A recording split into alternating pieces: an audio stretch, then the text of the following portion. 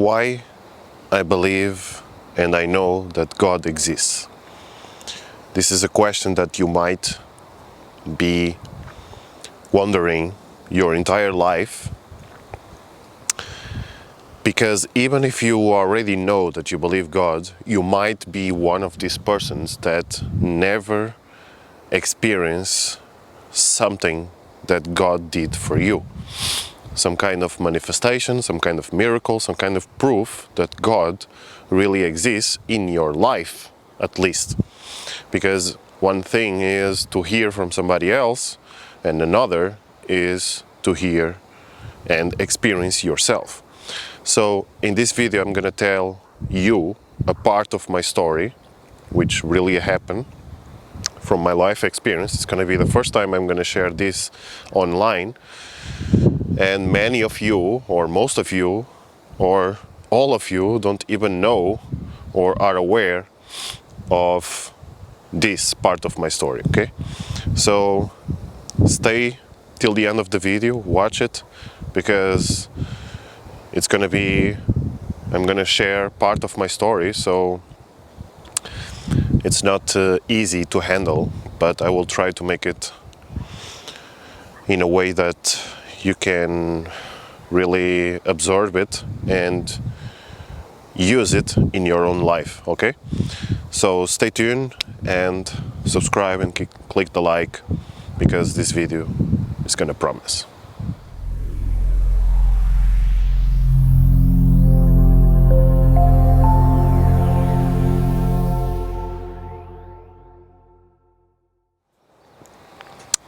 So I used to be like you. Even there was a moment that I didn't believe in God at all, and so I was in Switzerland because I used to live there, like around 19, 20 years old I was, and after I came from Spain, and I started a new life there. I used to be DJ. I used to live a nightlife completely, and I used to use drugs and nightlife, underground life, okay? And one time I was in this party where my ex was organizing, so we didn't know each other yet, and something clicked on me, and I felt something for her instantly. And then I came to know her, and she was organizing that party. So I used to be in nightlife, I used to be in gay life, I used to be in the middle of everything, because I was very interested.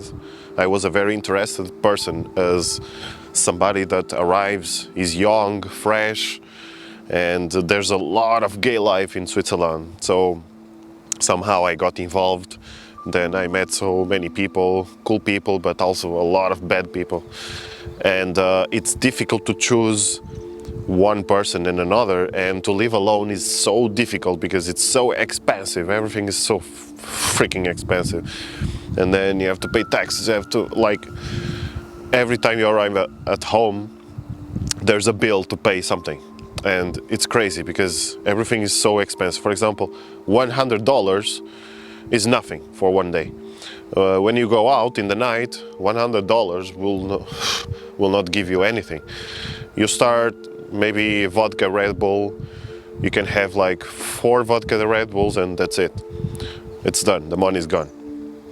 So just the entrance of the disco, it's already like 25, 30, 40 and you're done. So your money's already gone. So it's like this, disappear. So minimum salary is like 3,500 US dollars, minimum salary. Even a guy that works with trash, public service, cleaning trash, earns $3,500. So it's for you to have an idea. Now, when I arrived, I needed to have somebody, because I was alone, but then I was starting to meet these people, and then they were starting to instruct me how Switzerland works and everything, what can be done, contacts and everything. And I took as an interest to learn, but then I got involved, and it's crazy, it's very crazy. In order to explain everything, I would need to write like 3 books at least. everything about my life. So only Switzerland could give a whole trilogy of books. So, and then I was very young, and I used to travel and make DJ and be graphic designer and all of it, and organize events, everything throughout Europe, and I was traveling. And then I stopped in Switzerland and I stayed there because I felt, okay, I'm gonna try this country. It's a very rich country, so I'm gonna try to make my life here, earn some money, and then I go back to one of the countries that I wanna live, and that's it. And I also wanted to experience life. And after I was with my brother, older brother, which is still now in jail in Spain for already more than 11 years, for something stupid. He just went to rob with a team, and he's paying the price till now for that, because Spain is very, very bad with that. So that's another story I might share one time when he comes out, but for now I want to leave it on the side. So, and then I was in this event, in this party, and then I met her. I liked, she was organizing the event, so she was a party organizer, and she was doing these parties of this psytrance music underground, and I was more on the tech house and minimal and house and this style. And I don't know, something was pushing me, and for example now I love psytrance. It's my most spiritual electronic music ever. Yeah, and then we met and then we got involved. So after she's this type of person. She is 9 years old, 9 years more than me, and then we got involved, and time went on. She is a triple Scorpion. What that means is that she's a Scorpion, but then her father and her mother are also Scorpion, and she is also Scorpion, so that makes triple Scorpion. So nothing can mess with her. And I'm a Virgo, and what that means is that I'm a creative person. I'm kind of special. I like to create things on my own, and I like to pursue my dreams. I like to share a lot of my love if I really feel to. And yes, I try to prove things sometimes. I can be shy. I used to be shy, but then I no longer was shy. Because I changed that in my life. And I can be very good introvert and extrovert, but for now I prefer more extrovert. And so along the time, she's this kind of person that was taking control over me. It's not a bad thing. I don't want you to judge anything here. I just want you to listen and observe, and then that's it. And use in your own life as an experience. Things happen for a reason. There's nothing to judge here. And so, as I was feeling that my life was, I was feeling in love with her, yes, but I was not willing to. This love was more like spontaneous, a lot of emotional love. And she's Swiss. She's 9 years older than me. So there's a lot of things. So she was willing to give up this nightlife, and she had a lot of reasons for it. And me, I was still not done with it because I wanted to be a DJ. And I was not willing to give up because I wanted to pursue my dream as a DJ, professional DJ. And I had a lot of ideas on my own to apply in my life. But she was willing to give up this nightlife and start a more normal life, day life, daytime life, normal work, and live out of the city, in the mountain, and have horses, and things like that. There's nothing wrong with it. It's wonderful, but it was not my dream. Now, in a couple, or you live both dreams, or it doesn't work. You cannot experience life working your entire life for the dream of the other person. to see her happy, yes, but what about your dream? So a real couple, lives both dreams. So they live both dreams or fuse one dream, or they have one dream together. But in our case, I have my dream and she had her dream. So I was like almost forced to live her dreams and fulfill her dreams, and the entire life would be like that. So I like kind of receive a message from my higher self on that moment. On that time, I didn't know what is higher self. I'm just saying now because that's what it was. You know, the gut feeling saying, this is not your life, man. You're gonna spend your entire life, waste your entire life for someone that it's okay, but what about your dreams? What about your fulfillment? And I knew that that was not what my life was supposed to be. So I was not supposed to work like everyone else, because I was working this wood factory from Monday to Friday. Saturday I was working, helping a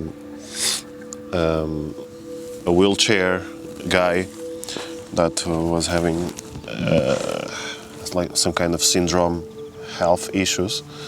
So he was sick, and I was spending per hour with him, like 10 hours in one day. I had to spend the entire day with him, assist him, give him the pills, cook for him, like that, take care of him. So, and that work was proposed by my ex, because she organized that. So she organized the people to take care of him. So that's the only thing that one of the only things that she done for me, in a sense of putting me to work, but she never put me to work as a DJ.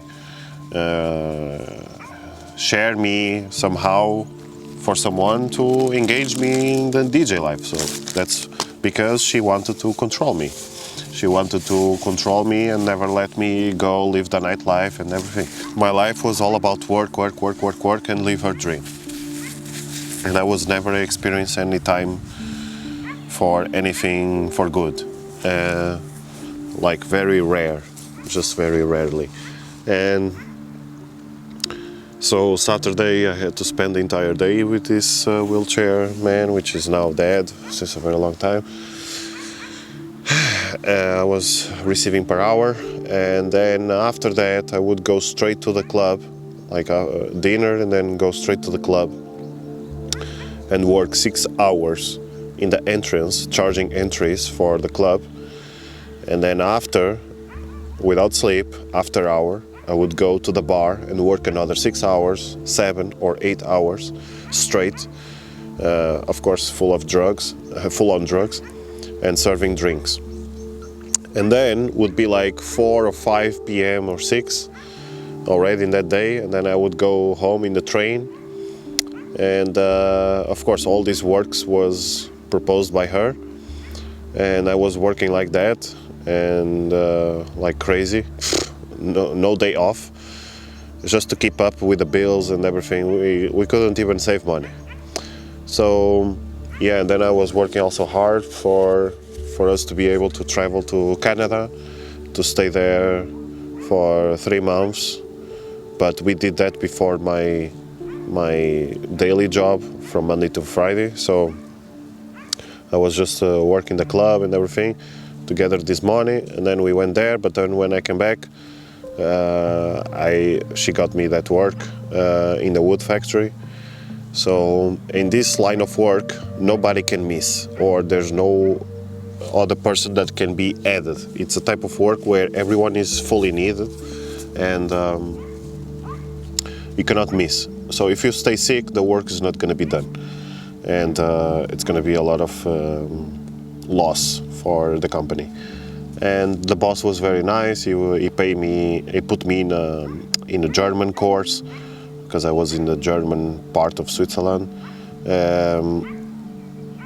And he helped me a lot. And then since she got pregnant, I told him, and then he already increased the salary and everything. And I was in the beginning, but then I also gave my best. So he liked me. But he was thinking that I would stay my entire life like that. And all the employees over there, they were old people, like 50 years old, 55. One of them, the chief of my part, already had a chopped finger. And I see these people and they are working and having this life, and I'm like, this doesn't belong to me. I was always taking the work, yes, very nice, I always give my best, but at the same time I was like,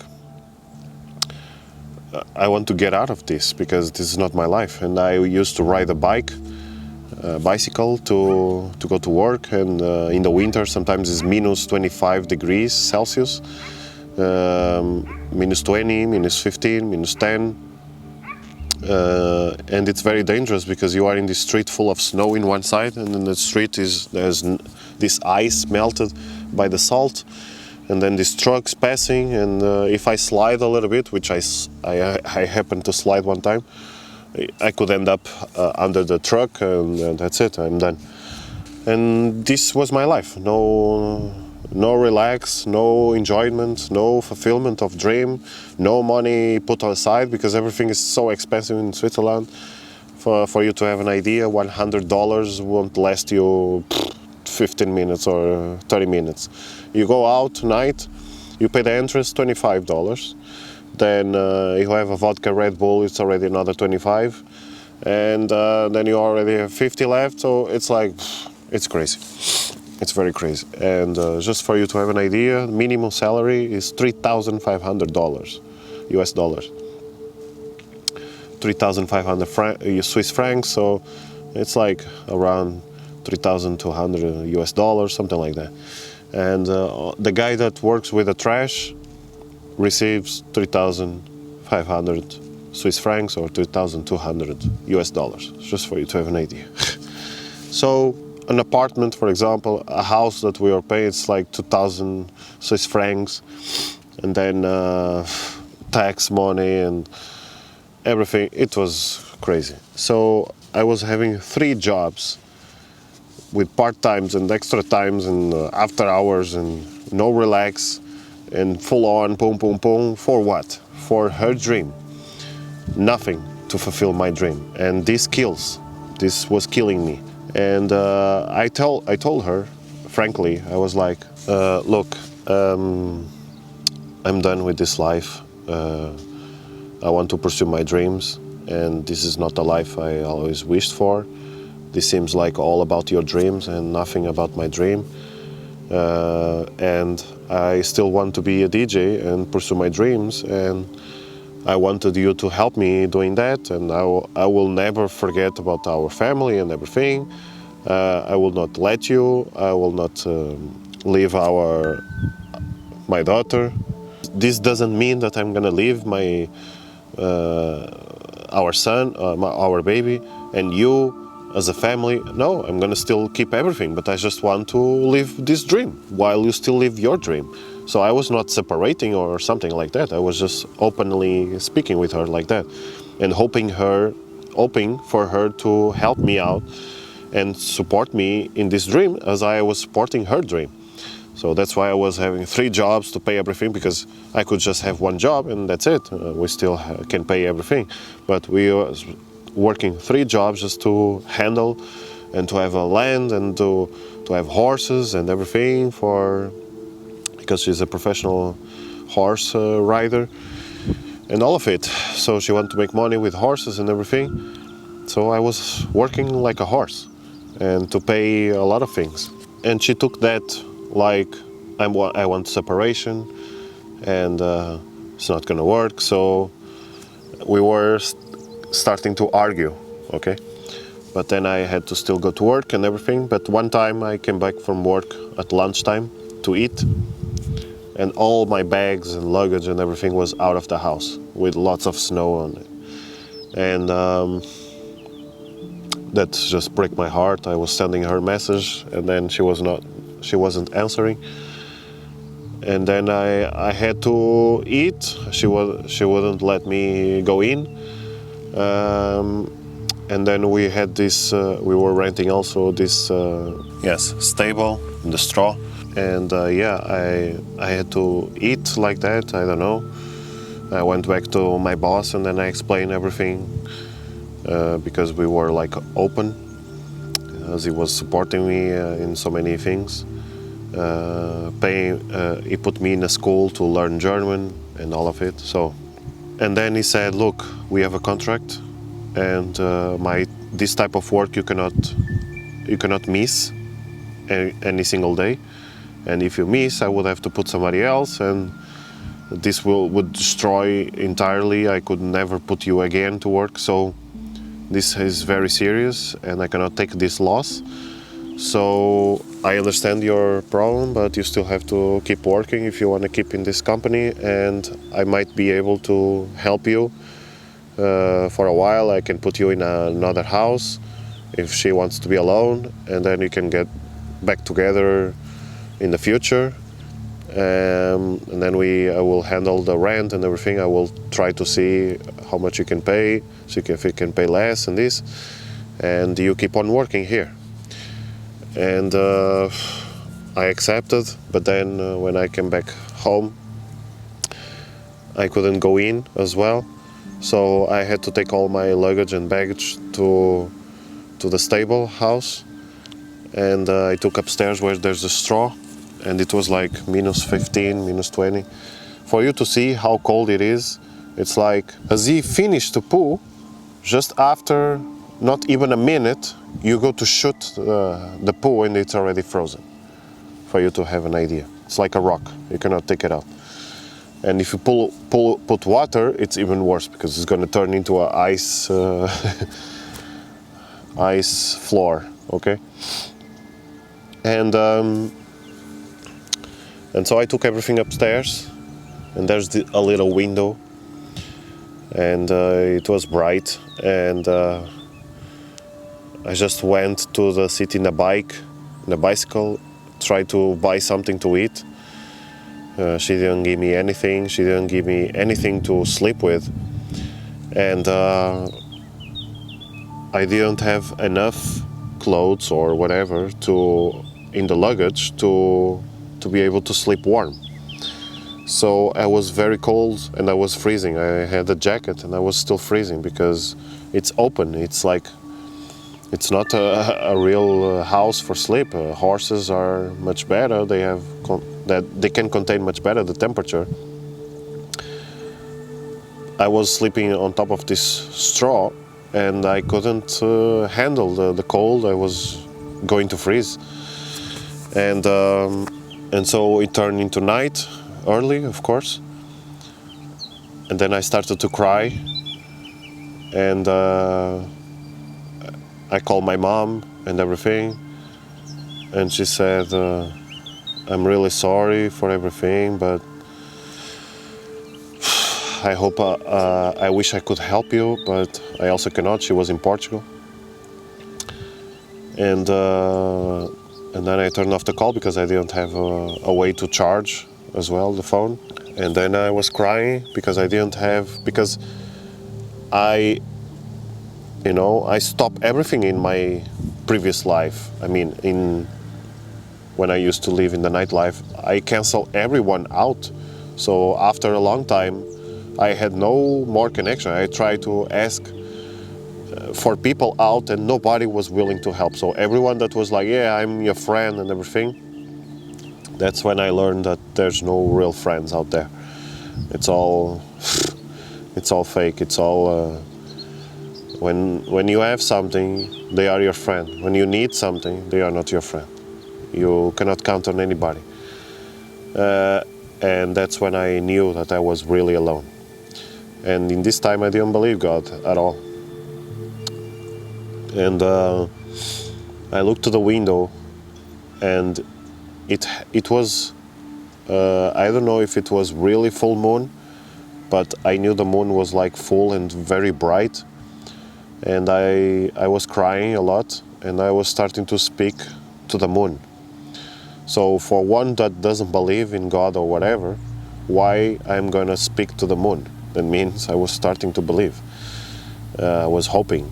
And then I said, "Look, I know the moon is not gonna hit me because it's normal. It's night, it's cold. I look to the moon, you don't feel warm, you feel cold. When you look to the sun, you might feel some warm. So it was night, and I was like,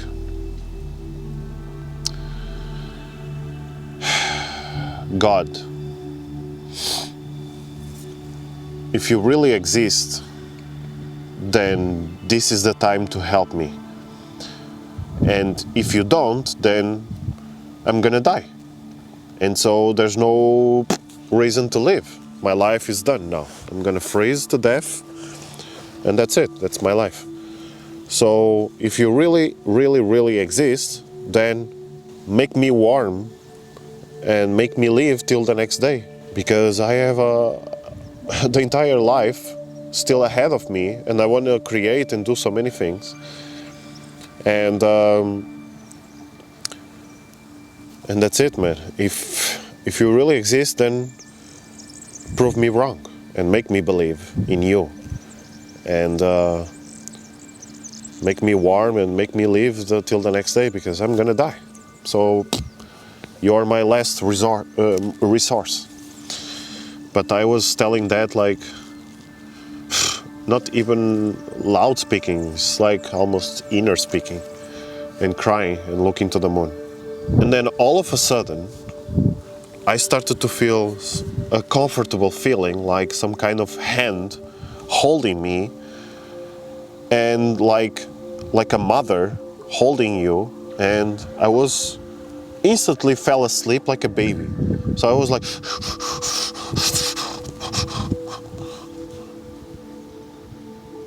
and that's it. I wake up with an alarm. I have to go to work. And I didn't even notice that I was sleeping in the straw. That's when I look around and I'm like, I slept here, man. What? That's so crazy. Because I cry so much that I detox I connect with my soul, and I was able to fully connect with God. And God proved me wrong. He really exists.